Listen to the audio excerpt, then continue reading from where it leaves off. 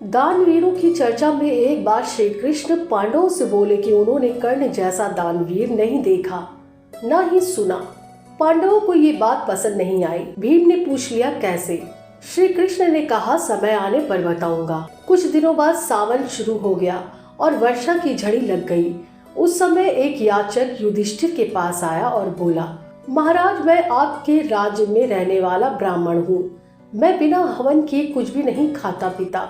मेरे पास यज्ञ के लिए चंदन की लकड़ी नहीं है। आपके पास हो तो मुझ पर कृपा करें, अन्यथा मैं भूखा प्यासा मर जाऊंगा। युधिष्ठिर ने तुरंत कर्मचारी को बुलाया और लकड़ी देने के लिए कहा।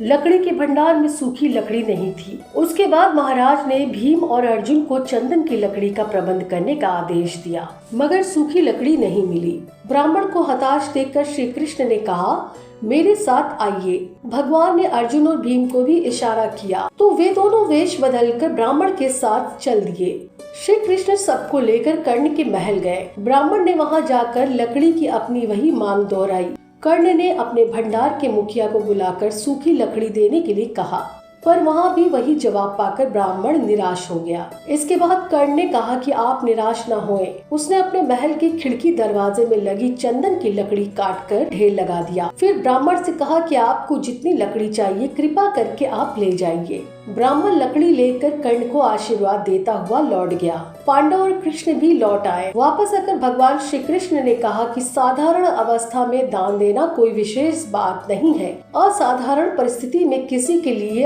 अपने सर्वस्व को त्याग देने का नाम ही दान है।